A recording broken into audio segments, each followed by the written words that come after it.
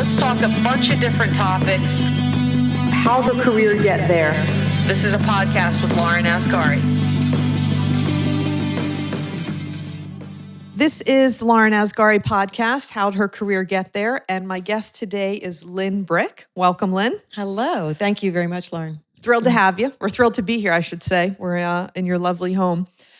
So Lynne, just to get us started, is the president and partner of Planet Fitness Growth Partners, and tons of accolades. So I'm going to roll through some of them just to make sure I give you proper due.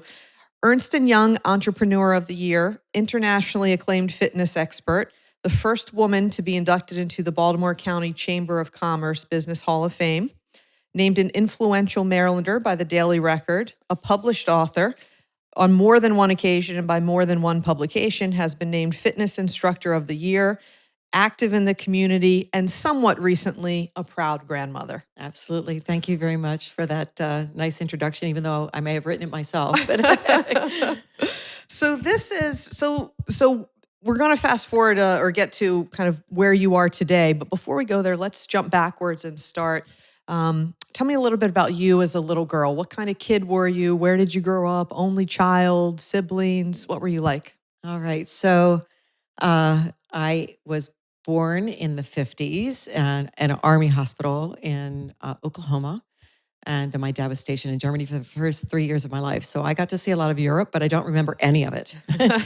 And then my dad decided to get a job here in Maryland at the Martin Marietta Company, and then quickly transitioned over to NASA at Goddard Space Flight Center.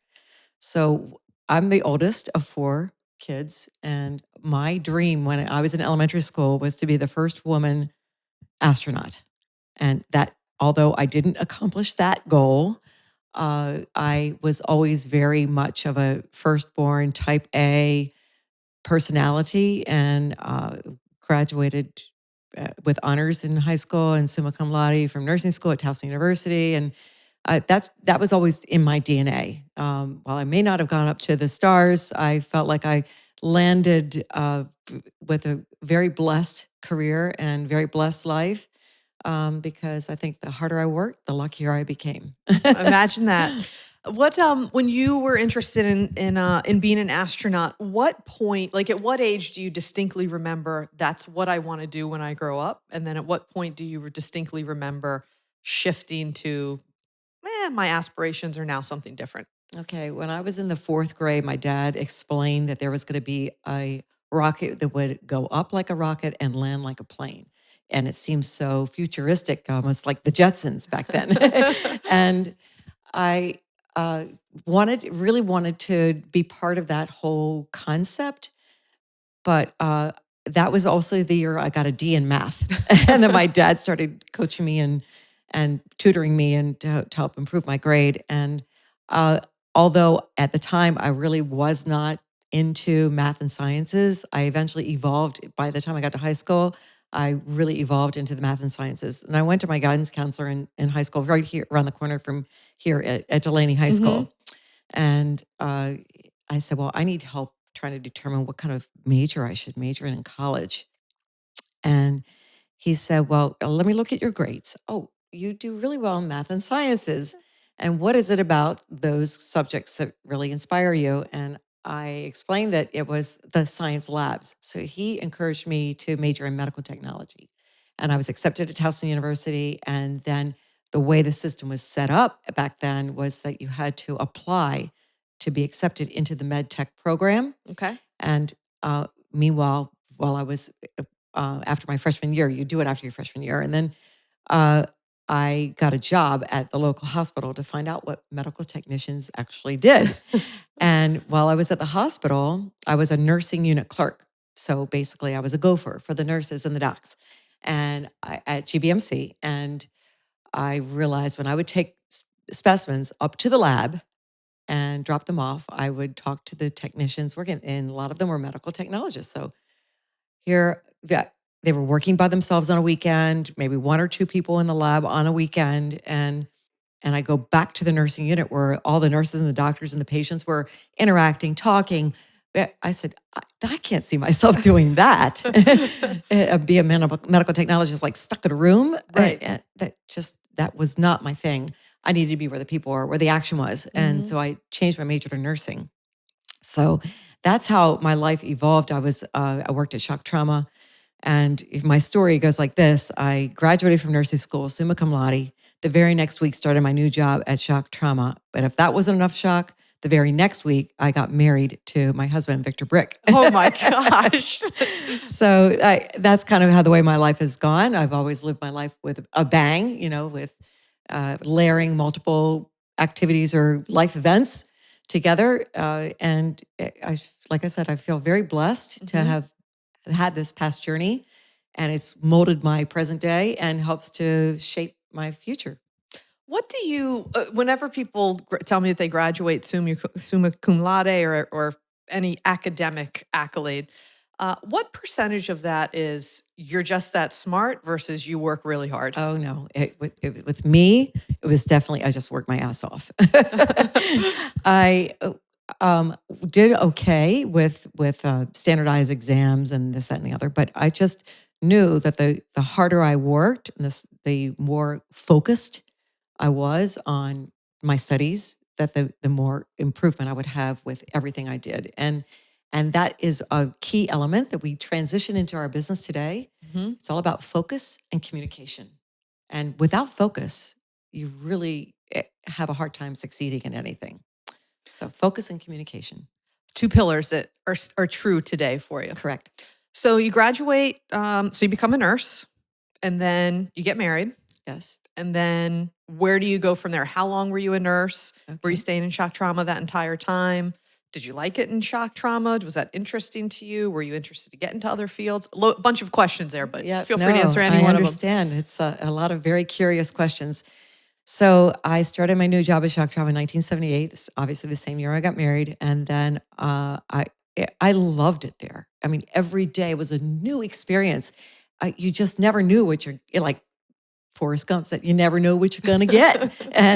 And that's what made working there so exciting. The nurses and the docs were top shelf, and the nurses were so well respected by everyone, because we'd had docs come in from all over the world to learn our best practices, and so they could emulate those all over the world.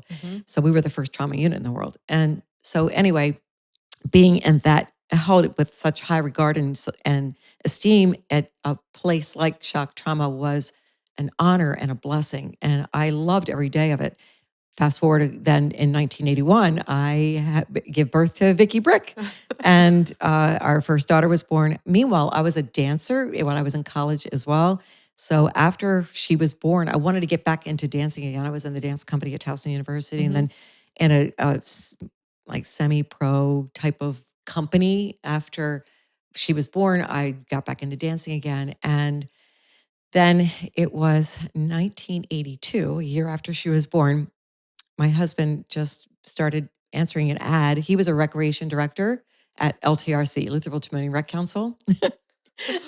And he was recreating more himself.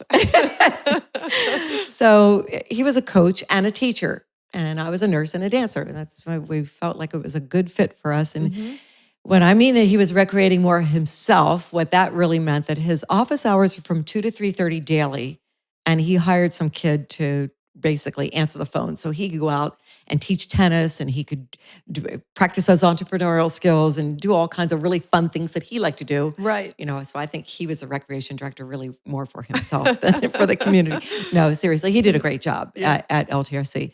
But in the process, he answered an ad in the paper to teach fitness classes. And it was actually a weight loss program that included fitness classes and didactic, like how to successfully lose weight.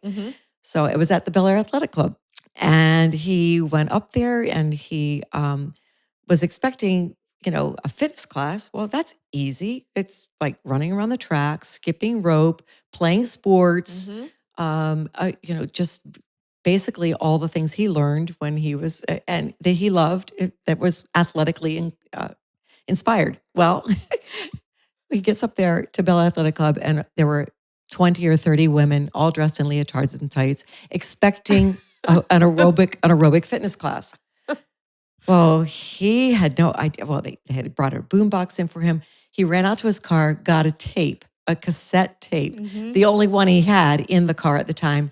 And it was Simon and Garfunkel. Yes. Yeah. Not quite an aerobic pump up, but I appreciate his taste. Oh my gosh. So Simon and Garfunkel, and his first song that he played was Scarborough Fair. Like, where's the beat to that song? Right, Like, that's are you tough. going to Scarborough Fair? I mean, it was just so funny when we think about those days. And then all the ladies started hitting each other in the head with their jump ropes. And he's like a light bulb moment. Wait, my wife's a dancer. I'll get her to do this stuff. Ah, smart man. So the very first class I ever took was the one I taught. But in preparation for that first class, he said, well, you need to, practice. You need to, have a teaching plan. He was a coach and a teacher. You need to have a lesson plan all planned out. So let's write down choreography. Let's get up and watch Joni Gregan's Morning Stretch every day for like 5 days. After the second day, I turned to him and I don't know if you knew that show or your parents knew that show. It was basically an exercise program that was on every morning about 6 a.m. Joni Gregan's Morning Stretch. So I turned to him after the second day. I said, well, if she can do that, I can do that. I'm a dancer. This is not rocket science. So the very first class I ever took was the one I taught. I went up there and I knocked them dead. And Roger Ralph was watching because it was in a racquetball court. So he was watching from overhead and he pulled me into his office afterwards and he said, you have potential. To which I'm very grateful for those words because it inspired me to have a lot more confidence to pursue potential opportunity. And that's exactly what we did. Then we started running the program at Green Spring Racquet Club. I actually ran a program at Padonia Fitness Center way back in the day when it was the original Padonia Fitness Center. I ran a program at Merit. I ran a program all over the Baltimore community. And then in 1980, so it was mostly focusing on Green Spring Racquet Club. And then in 1985, I don't know how this happened, but I became pregnant with baby number 2, our son. I can tell you how it happened, but that's a different podcast. Surprise, surprise. And I ironically was named by Baltimore Magazine as one of the 85 people to watch in 1985. So I was so embarrassed. I'm like, oh my gosh, people are going to watch me get bigger and bigger.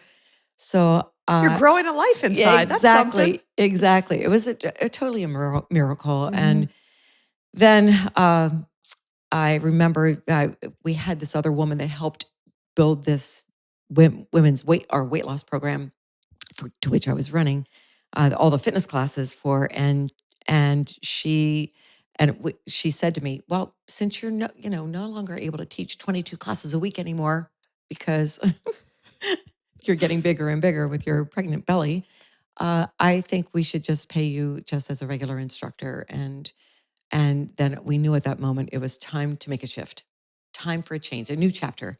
And Victor, myself, and Victor was doing all the marketing. Of course, he had all this free time when he was the rec director, to be able to handle the marketing of the little business we were building and at the Green Spring Racquet Club. So then he and I came to an agreement that maybe we should consider another alternative. And there was a member who pulled us, a participant for the program, who pulled us into her Mercedes, which at the time was bigger than our living room, and said, "I hear the Padonia Fitness Center is for sale.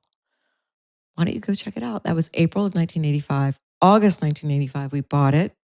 And we had to borrow $125,000 from my father-in-law, who thankfully was able to give that to us. And then the rest of what we owed, another $125,000, we paid off at the end of a year. That Clark McKenzie was our landlord at the time. And he's like, "Oh, just pay off, focus on sweat equity this first year. And then you could pay the balance after a year." And Victor said, "Well, do we need a profit share? Do we need to?" He's like, "No, you keep, there won't be any profit. You just keep whatever you have and then pay me back, pay off the balance." Well, sure enough, we exceeded those expectations after a year, and we just really focused and communication. We just focused on what was our economic engine, and it was EFT, electronic funds transfer. And we were just learning so much about the industry and learning so much about how to run a business. Neither of us ever had taken a business class before. And were you two equally interested in that, or was one of you kind of pushing the other one a little bit more to do it? Well, Victor was definitely more of the entrepreneurial spirit and really wanted to focus on the business side, whereas I was the player. He was the head coach, and I was the player. But I also was the offensive coordinator because I coordinated and trained all the instructors. I helped to train the fitness trainers. So I was in the trenches, like delivering the product every single day. So that's another one of our philosophies. Either are two things you ask of any employee or any associate that works with you: is it do you share the vision, and can you deliver the product? And I definitely share the vision. Obviously, I could definitely deliver the product, but then those were the key elements to help hire the people that believed in what we believed. That is, share the vision and deliver the product. The people that don't do both of those things, well, you can have someone that shares a vision and they don't necessarily know how to deliver the product, then they can be trained. But if people can't do either of those things, you never want to hire those kinds of people. They're dead wood, right? Sure. How do you said some things there that sparked a couple of questions in my mind. At the moment, what was the moment when you guys said, or do you remember, this might be testing your memory, where you said, let's do that. Let's buy Padonia. Were you out at a coffee shop? Were you at dinner? Or was it instant? Was there convincing on either side, or did both you kind of say, we're in? Both of us said at the same time, well, if it doesn't work out, we can always go back to doing what we were doing. And I was still working at Shock Trauma all the way up until this moment in time when we bought the club. So that I worked there 8 years. We both collaboratively came up with that decision. And then I remember the first, at least, my belly's getting bigger. I'm not really able to teach in my 9th month of pregnancy, teach all those classes I was able to teach before. I did most of my teaching with my mouth. And that's where I learned to be a really great coach. I learned how to communicate much more effectively because my body couldn't physically do the movements. So anyway, we cried ourselves to sleep for the first 2 months. And we kept thinking we made a big mistake. What are we going to do? Oh my gosh, we knew nothing about business.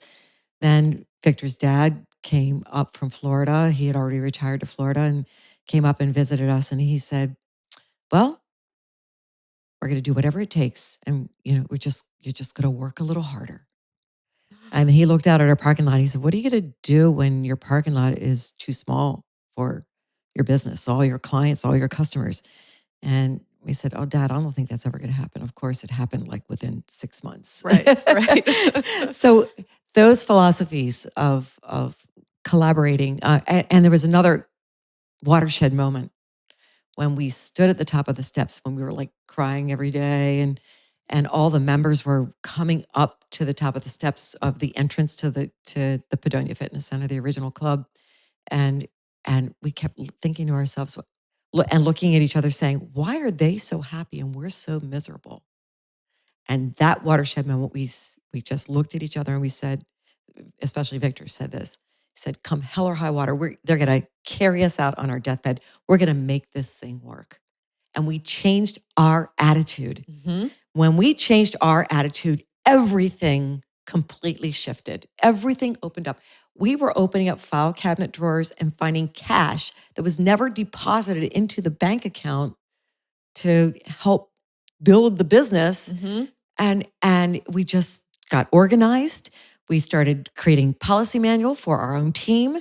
We focused on communicating more effectively and efficiently with the team so they understood the expectations, and all those philosophies of what made us, built us up from our childhood to the present moment were all in our head. And we were making it happen because we changed our attitude.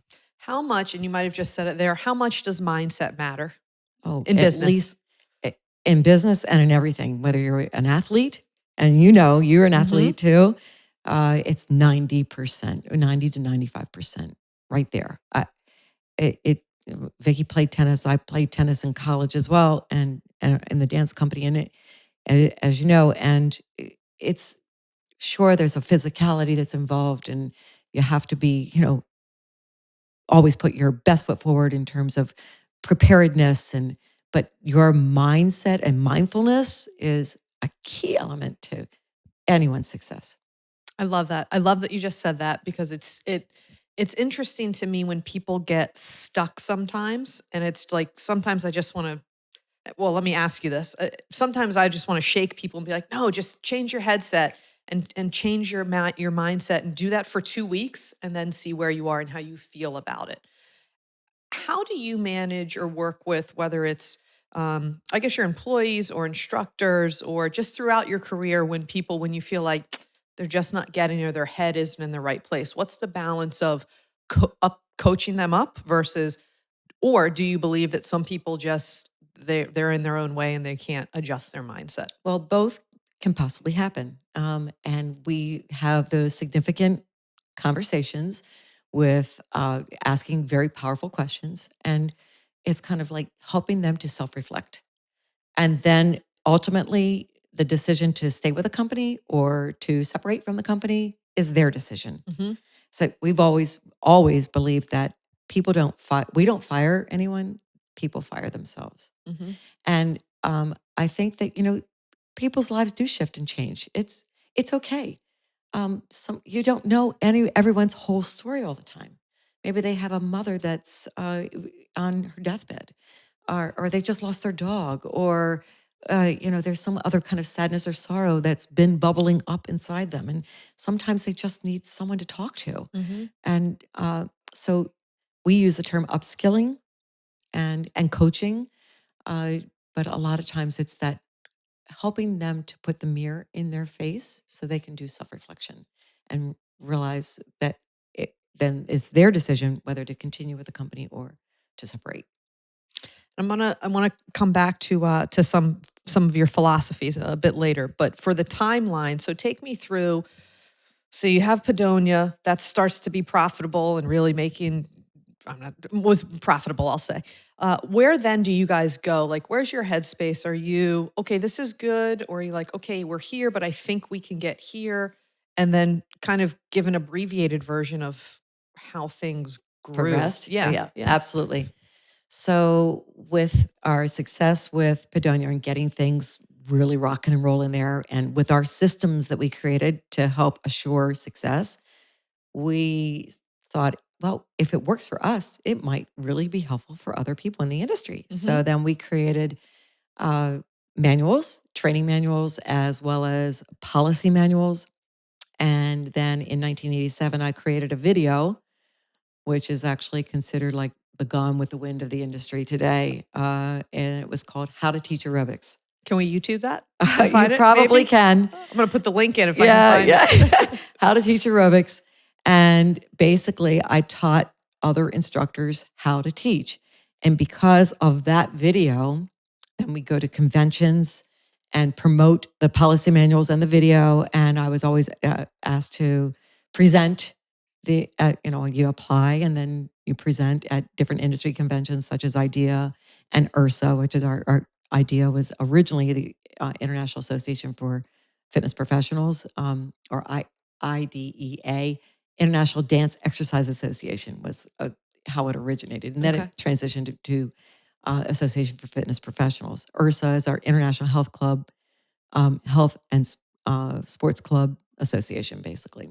So our two main trade associations, but then because of those associations and because they're international, then we started to get invited to present at all kinds of different conventions throughout the world. And how far are you into? How far, not to interrupt you, but how far are you into the So after 1987, then in 1988 and 89, we were invited to Canada and Mexico and Australia. So within 5 years of starting your own business. Correct. Wow. And then in 1990, because Victor would present on how to be great business people, and I would always present to the instructors and the trainers. Ironically, we were both named the two highest honors at the IDEA convention in 1990. Victor was named the Business Person of the Year, and I was named the International Instructor of the Year. So it was really quite an honor, and we were very, very pleased. Just knocked our socks off. In 1991, a lot of landlords were excited about our success. Fitness is becoming more of a mainstream kind of concept. A lot of racket clubs and tennis clubs were understanding that fitness was evolving to become this huge movement, and so they were considering transitioning a lot of their racket club or racquetball courts and possibly tennis courts to include fitness. So there was a whole evolution that was happening in the industry. So a lot of landlords started knocking on our door. Well, would you want to expand? I'm like, well, I'm not sure yet. Well, in 1991, then we opened up our Lynne Brick's at Belvedere Square. So the Padonia Club was our very first club, a small 16,000 square foot club. Lynne Brick's 16,000? Yes. Is that small? In Lake? Yes. It is? Okay. Yeah. Today, that same club is 60,000 Okay, square that's feet. good. Yeah, I mean, because we moved it across the street to what was formerly a former grocery store. Okay. Anyway, I'll get to that. Yeah. So in 1985, we opened Padonia at Fitness Center. Then we bought it. And then in 1991, we opened Lynne Brick's at Belvedere Square. It was two previous co-ed clubs that had failed. And we thought, well, if we make it women only, that could be a differentiator and help. We knew that it was a great market and it served Roland Park and a lot of really great communities. So we thought we'd open that. In 1992, we bought a club in Orlando, Florida, a tennis club. And that was actually the very first club that Martina Navratilova played any professional tournament on U.S. soil. Really? Yes, it was at the Orlando, and the reason why is because Victor's family lived in Florida, and they wanted to get. They figured what's good for the goose is good for the rest of the family. So they wanted to get in on the act, and we wanted to partner with them. So we decided to go ahead and invest with that for that club in Orlando. And then in 1993, because I don't know if you knew, my daughter Vicky was also our daughter Vicky was also a up and coming tennis player too. So we thought this would be perfect. And then she could focus on training every time she's in Florida and blah, blah, blah. So then in 93, we opened up the Lynne Bricks in Owings Mills. And in 1999 or 98, it was somewhere around that, the latter part of the 90s, we bought the Downtown Club, which is at Charles Center Plaza. In 2002, we opened up Brick Bodies, Perry Hall. And that's when by the end of the 90s, we really transitioned the Padonia Fitness Center to be branded as Brick Bodies. So that's when Brick Bodies was really solidified as a brand. And are you laying out, as you're doing this, a 2-year or 3-year, 5-year, 10-year plan? Or are you just kind of, as opportunity comes up, you're prepared to take advantage? As opportunity came up, because it was very cash intensive. And we knew we had to be smart about how we spent our cash. A full service club today costs $8 to $10 million just to build it out and equip it. And it's not a very simple capital light. It's very capital intensive. Exactly. And that's one of the things that I would recommend for any woman or anyone that wants to get involved in business. Make sure that you have the right either capital partners or that you are financially sound before you embark into a business, and especially before you embark in growth, because there's all these other factors that come into consideration, such as overhead and lighting and the roof leaks and all these things you don't necessarily consider and take into consideration at the time because you're looking at the business through rose-colored glasses. Back to the timeline. So the late 90s, we opened up the Downtown Club. 2002, Brick Bodies Perry Hall. 2007, we opened up Brick Bodies Reicherstown. And Vicky had just returned from playing professional basketball in Australia and also getting her master's degree at Macquarie in Australia as well. So she started being involved in the team in 2007 at the Reicherstown Club. And that was also the same year we came full circle back to Green Spring, and we were running the program again at Green Spring Racket Club. So it was a Brick Bodies Club. So we had 7 clubs here in the Baltimore area, and then the Orlando Club. Today, what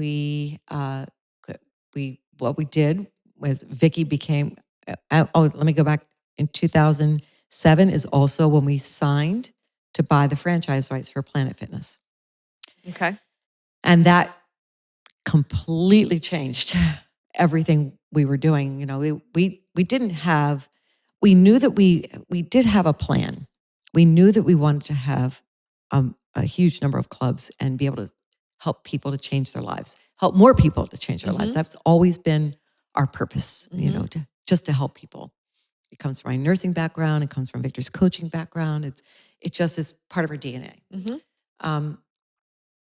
But when the Planet Fitness opportunity came up, we just, at first, some of our people on our team, our partners on our team, were a little hesitant. And then the more we thought about it and digested what this brand was really all about, the more we became very excited about the opportunity.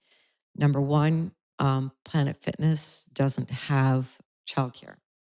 Number two, Planet Fitness does not offer personal training in a traditional way, not like the Brick Bodies brand. You know, we have personal trainers, they basically run their own business. And then number three, there's no Group X. So it was a whole different mindset, a very simple model, but a whole different mindset. And really what that model does is, because it's the judgment-free zone, it really attracts people who have never been in a club before. People that are literally coming off the couch and attempting a healthy lifestyle for the very first time. Right. And that to me was so exciting.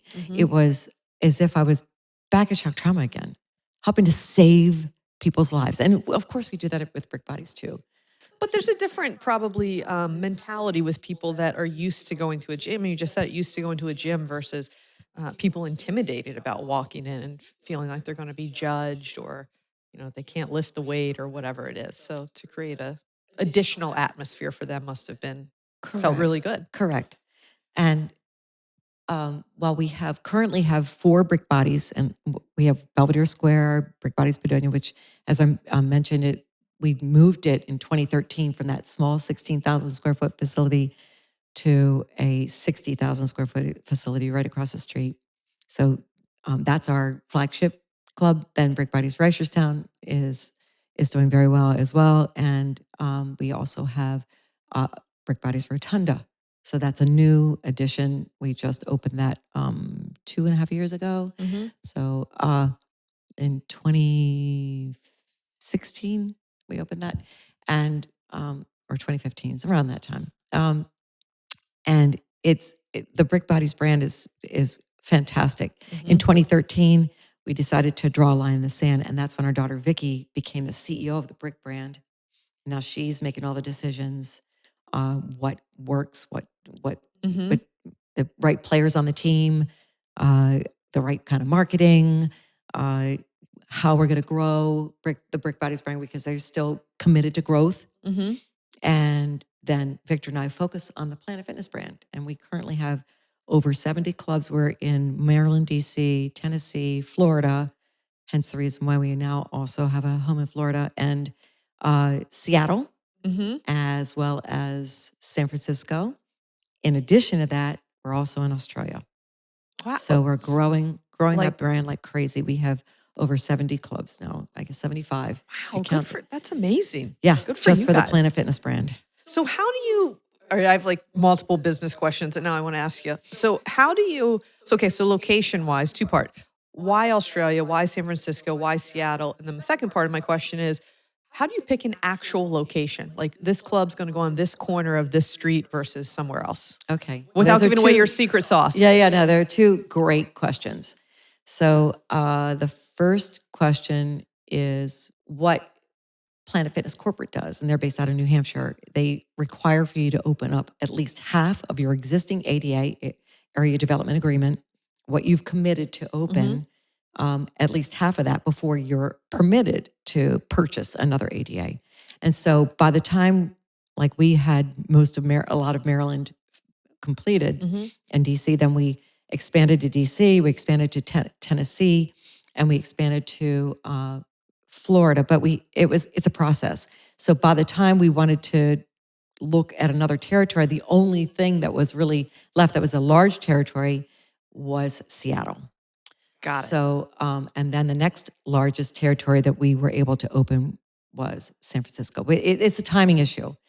Now we've partnered with some other franchisees, American franchisees, and also an Australian partner to grow the Australian market. So Got it. it's really been a great ride. Now, how do we choose the right location? That is the $1 million question, because it's got to be main and main.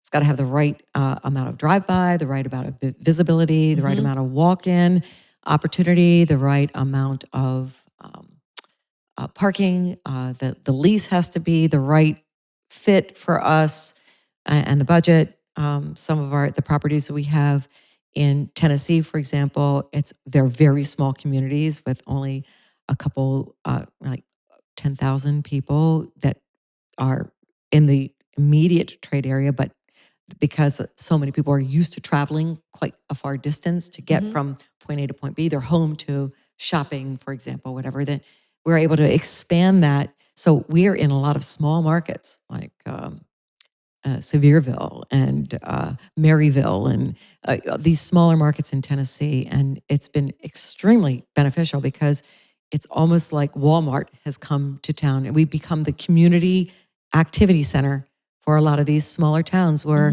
a lot of other brands would be more hesitant to go into a smaller community. So it's been a win-win in every way. Yeah, sounds like it. Sounds like it.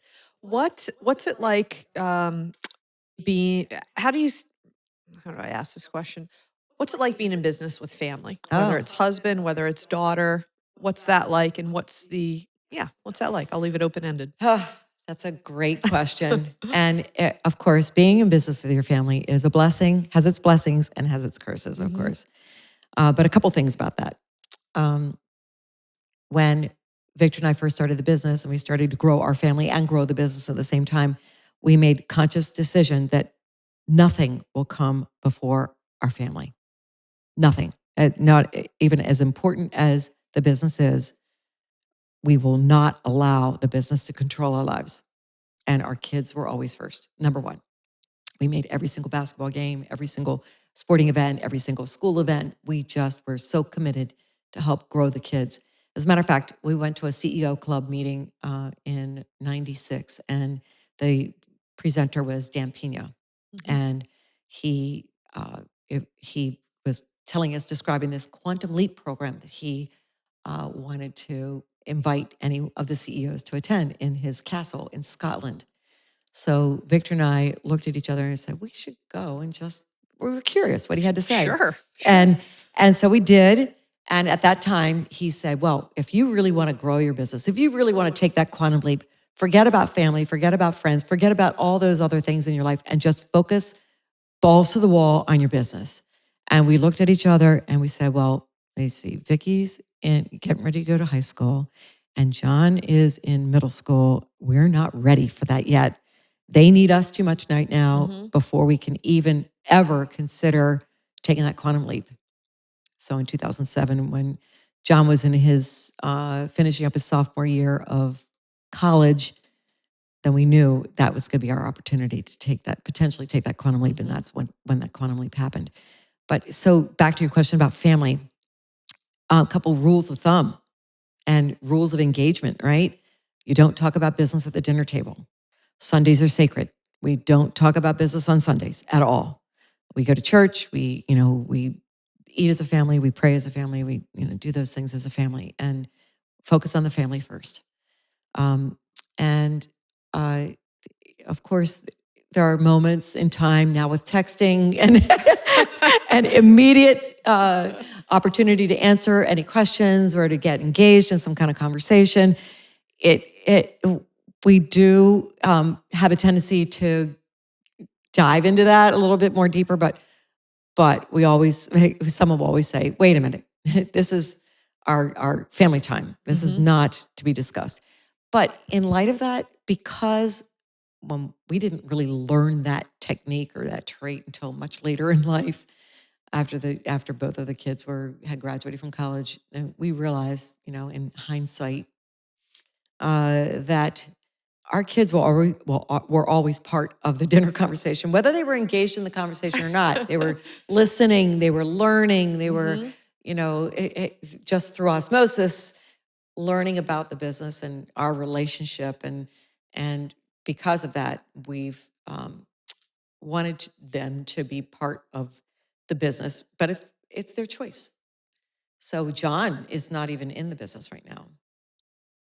He helps us with the foundation that we formed, which is another whole complete different entity. But he's in the tech industry. He's in San Francisco in the tech industry. So enjoying life and enjoying his job. He did work in the business for a little while because we said, look, you can always learn sales techniques. These are techniques you can carry with you the rest of your life. Whether you're interviewing for a new job or starting your own business, it's important to have these skills. So just learn that when you finish college. And then we help them to go on a walkabout when they both finish college too, so they can learn more from our industry friends and learn more about business themselves. And they could be to be applicable, to be applicable with whatever correct it is they want to do. So those are the two biggest things that we learned.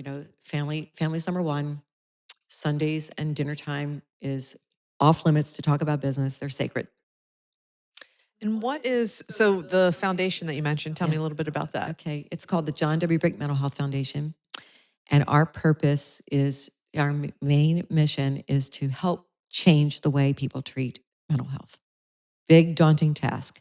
How are we going to do that? We promote and fund evidence-based research that is holistic in nature, focusing on key components such as exercise, nutrition, healthy lifestyle choices that can affect mental health. And our first research that we're doing, that we're funding, is in conjunction with the University of California, San Francisco. And it is a $1.9 million research study that is a gold standard. No one's ever done this evidence-based study. So we went to the university and experienced what each of the participants would be experiencing. They hook electrodes up and do vagal nerve assessment on how the body reacts to stress, and specifically 4 different groups that we're looking at. A control group, of course, a group that just focuses on meditation, mindfulness, a group that focuses on high intensity interval training, so it's much more physically inclined, and another group that focuses on Wim Hof and the Wim Hof method. I'm not sure if you're familiar with the Iceman. Okay. The Iceman. And Wim Hof, as a matter of fact, is known as the Iceman. And his philosophy is that you change your mental state, your emotional state, by changing your physical state, by engaging in ice baths and cold showers on a daily basis. So it's that positive stress that helps, that of the research that he's conducted has helped to influence shift and change. In addition to that, there's also breathing techniques where you hold and exhale as long as possible. Like you do a lot of deep breathing to prep, and then you hold the last after 20 reps, and then after 30 reps, and after 40 reps of deep inhale and exhale, you hold the last exhale as long as you can until you shift. You feel the shift in your brain, and that it can be stressful and frightening for a lot of people, but if you can go online and find out more about the breathing techniques, Wim Hof, H-O-F, and it's W-I-M-H-O-F. And so the folks that are engaged in those, that's a whole separate group that are part of this massive research study that we're doing, we're funding. What's the draw to, I mean, I agree. I think it's hugely overlooked in this country and around the world, mental health. What's the draw for you personally or your family towards that? Great question. Victor's oldest brother suffered from schizophrenia his entire life. And never once was he given a holistic treatment plan or care plan. As Victor would describe, he never had one single day of happiness. And So we're not talking about the research that we're doing is not for severe psychosis because, it, you know, mental health, mental wellness is on a continuum. Mm-hmm. Sure. And at any point in time, anyone could be anywhere on this continuum, from extreme happiness to moderate anxiety to severe depression to severe psychosis, suicide, and just we know that anywhere at any moment in time, anyone, a woman can have a baby and suffer from postpartum depression. Mm-hmm. And how can we help her to shift out of that? There's got to be a way, a better way, other than medication.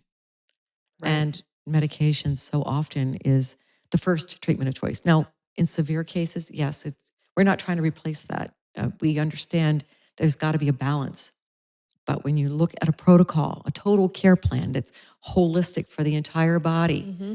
the mind, the body, the spirit, then there's got to be a better way. That's what we're trying to learn and discover. Mm-hmm. Well, the connection between all of them and people as a whole versus just looking at the brain or just looking at the body and the connectedness of it, which the conversation culturally or globally seems to be shifting, but there's a long way to go. So, Such a long way to yeah, go. the work that you guys are doing there, I'll have to check out that foundation. Yes, it's johnwbrickfoundation.org. Okay. Mm-hmm. What for you, if looking back, well, let me ask this differently. If you were to give advice to somebody who's either making a career change or earlier in their career, what advice would you give them? Well, I think I already mentioned if they're early in their career or trying to make a career change, especially if you want to go into business yourself, make sure you're well financed or well funded. And we went through a lot of stress in the very beginning. Like I said, we cried ourselves to sleep every night. We had just had no idea what we were getting ourselves involved with. And then when we changed our attitude, that's when everything shifted and changed. But be a sponge.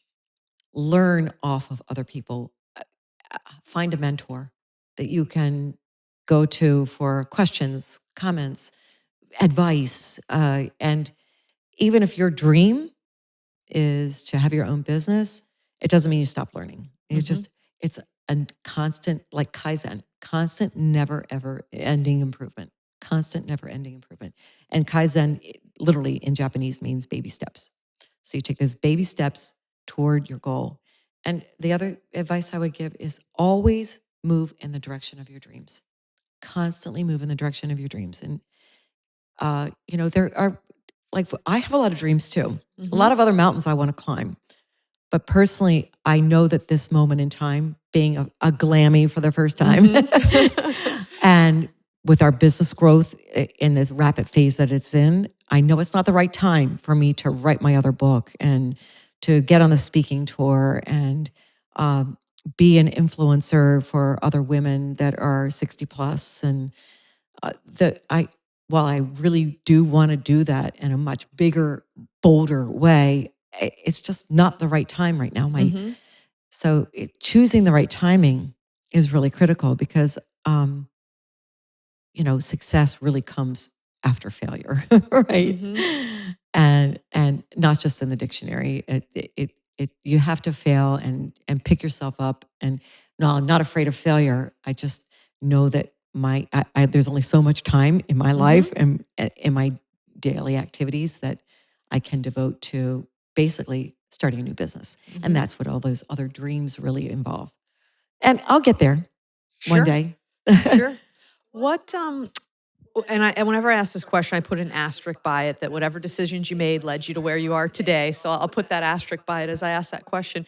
What, looking back, is there anything that you would have, whether it's a specific like meeting that you walked out of that you thought, "Ah, I wish I would have handled that differently, or a bigger decision? Is there anything that you look back on so far in your career and think, I might have done that differently? Yes, absolutely. Absolutely, of course. uh, so often, I'm Italian. and uh, and also my mom is Slovak and German. And because of that, we come from a foundation of emotion. And sometimes my emotion and my mouth act before my brain does.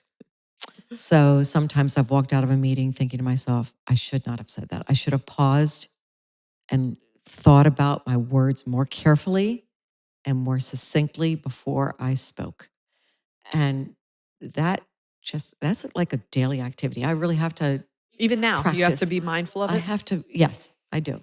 I have to really practice that because words, I got my master's degree in health and wellness coaching from Maryland University of Integrative Health. It's a great program.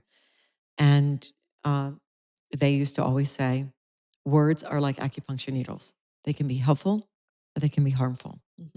So choosing your words very wisely and carefully are very powerful tools, always to keep in your toolbox. And that's true for anyone in a relationship, in a personal relationship, in a business relationship, or, just meeting with somebody, some stranger you don't know, and seeing somebody in Starbucks. So it's very important to keep those things in mind. I know I have to do that often because that's one of the things that I've walked out of a meeting or thought about. I slept on it the night overnight and thought to myself, I really should have handled this a little different.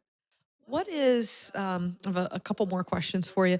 What is, and I'd be remiss if I didn't ask you since you're fitness and you look amazing. Oh, thank you. What are some of your personal fitness tips or, yeah, whether it's how you exercise, whether it's how you eat, whatever. And you brought something up earlier, which was interesting about 60 plus.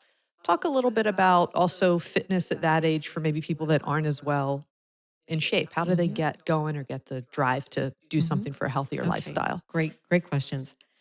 All right. So for my personal philosophies on healthy lifestyle, like I mentioned that we went to the Maryland University of Integrative Health, and our core concept was about the wellness wheel. And the wellness wheel included 8 components. I won't be able to rattle all 8 of them off, but it included nutrition, breath, like taking the moments to pause and meditate. So it's not just about yang activities or high intensity activities. It's about yang activities where you can pause and reflect and meditate or take yoga or do something more soft. So proper sleep, socialization, faith, those are all part of the wellness wheel. So I think it's really important to balance all those things out so you feel great about who you are as a person, as a human being, not as a human doer, right? So that's my basic foundation for my philosophy. And then there are other mantras that I believe in. You can't out-exercise a bad diet. And I personally believe in intermittent fasting. Basically, I don't eat from after dinner until after 12 noon. Like I try to go 18 hours without eating anything. And Daily? Yes, okay. daily. And the why behind that is because it helps the body to dip into the fat stores. Now, my blood sugar is not to the point where I am pre-diabetic or anything, but folks that do have pre-diabetes and are also diabetic have to be careful about their blood sugar dropping too. Just word of advice about that. But I learned about it from Hugh Jackman. I would always wonder, how did he always look so fit? Wolverine, right? Exactly. Yeah. And then that's why I read what his secret sauce was, and that was intermittent fasting. And the more I read about it, a lot of other people have done that too.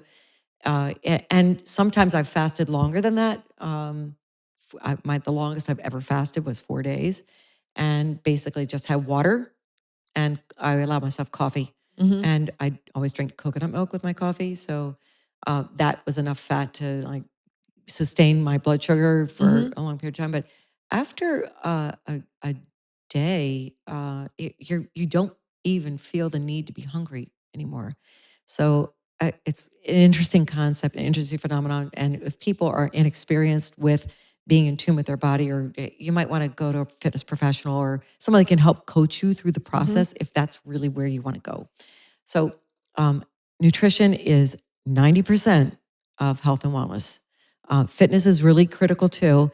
And especially as you get older, you need to really listen to your body.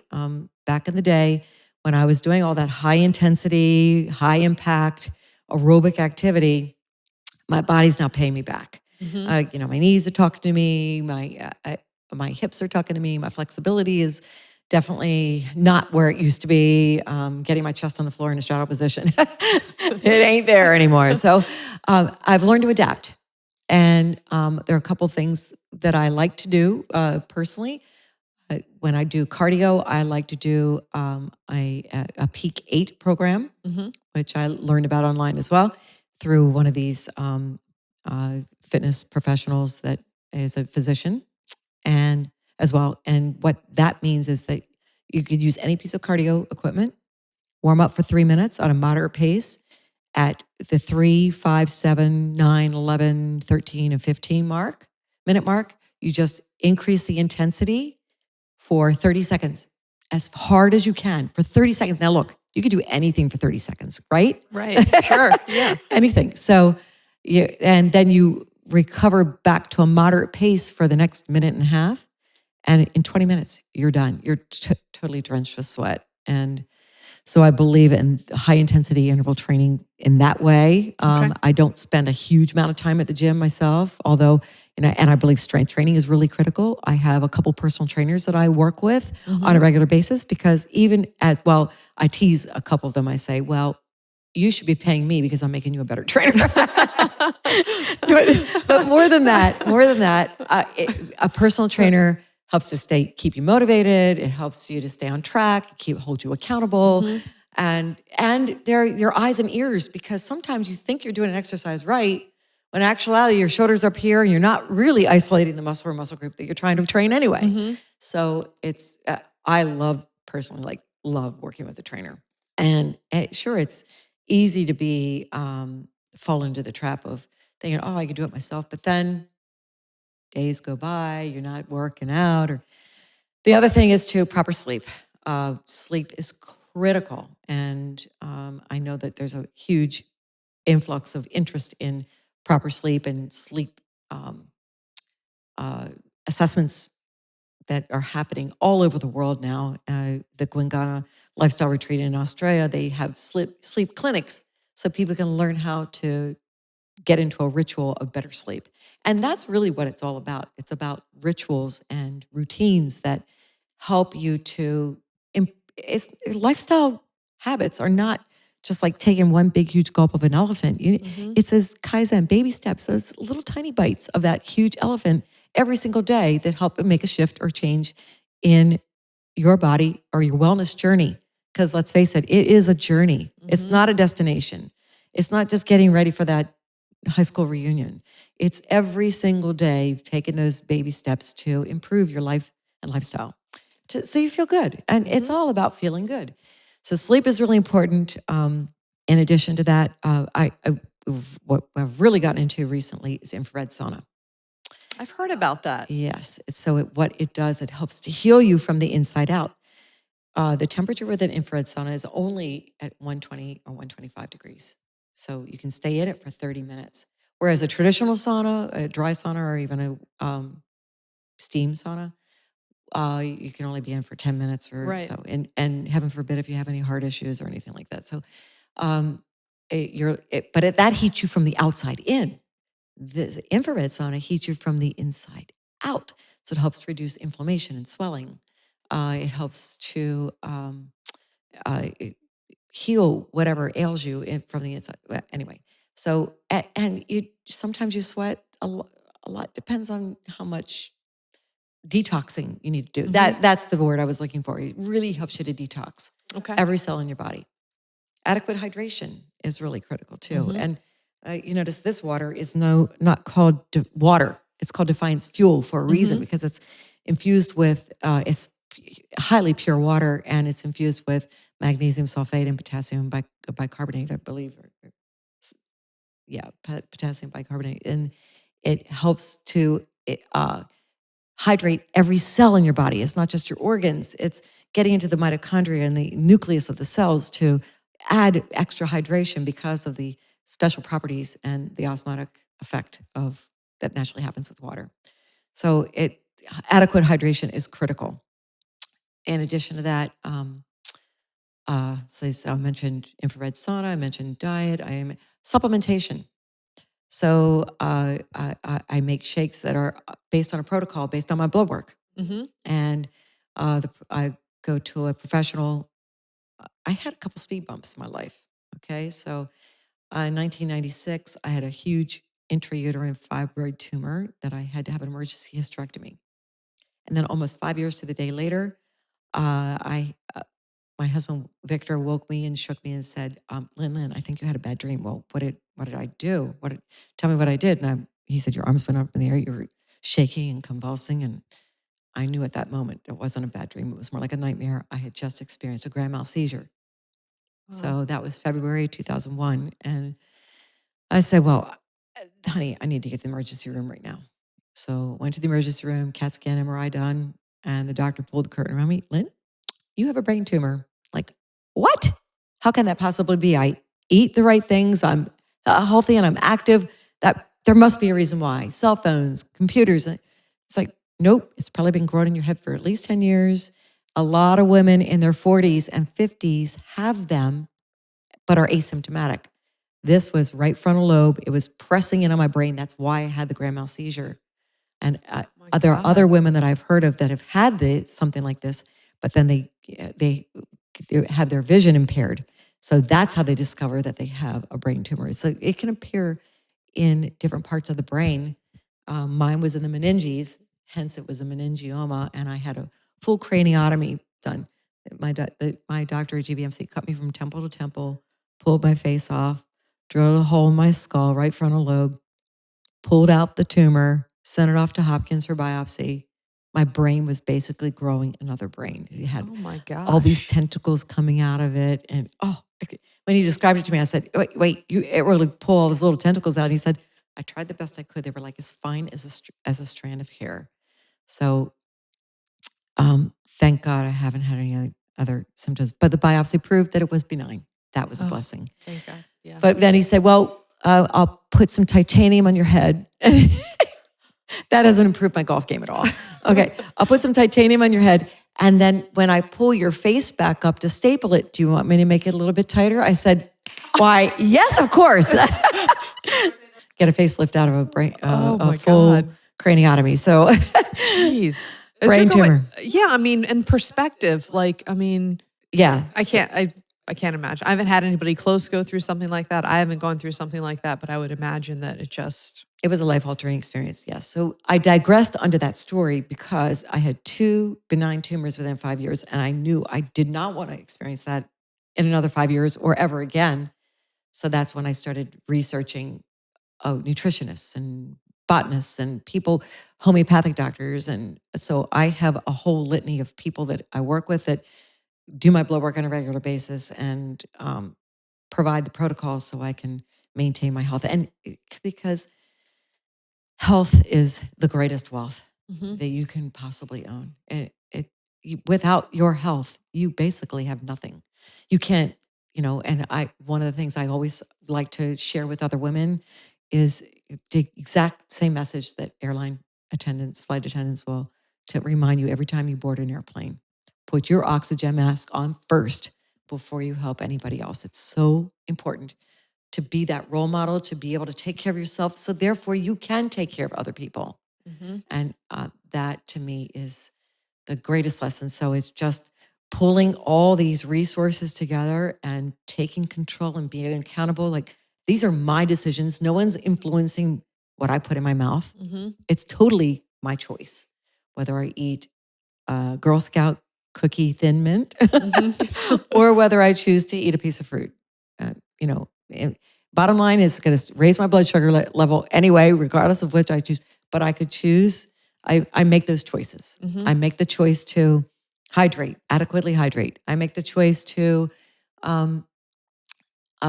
exercise on a daily basis. And if I take a couple of days off, which I do every single week, that's okay. It depends on how I feel that particular day, that particular week, and really listening to my body. Giving yourself permission to rest. To rest, to let go, and honor myself. And that's, I think, the greatest gift we can share with other women. Honor yourself, respect yourself, love yourself. I love that. I love that. I'm going to ask you one more question and then go into kind of some rapid fire random questions. But before I ask you my last question, is there anything we didn't cover that you would like to talk about? I don't think so. I think we've covered so much, and I was able to share my story about my brain tumor and that life altering effect event that really did shift my perspective on. How did that change? I won't ask you that. Then I will ask my last question. But what was the perspective shift for you? Don't sweat the small things. It's all small stuff anyway, and prioritize the things that are most important. Like when we made those conscious decisions to just focus on the family and not grow the business, you do that in those moments in time that you realize how important and how fragile life is. How fragile life is. Mm-hmm. And just be grateful and thank God for your blessings every single day. Mm-hmm. Amen. Same thing. Yeah. Same thing. How do you define success? Oh, wow. How do I define success?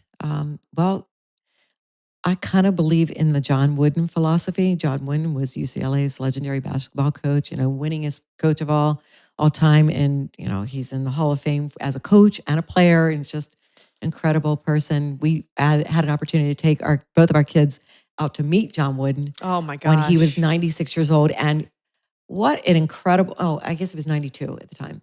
He passed away when he was 96. But what an incredible experience. Because it was like talking to Abraham Lincoln. I've read a couple of his books, and they are like some of my favorites. Yes. I mean, the lessons and his stories are. Yes. So the pinnacle, the peak of his pyramid of success is really, in your heart, you gave all that you can to do the best you can in the moment, in that particular moment. That to me is success. When you are really true to yourself and you know that you gave all that you can and did the best you can.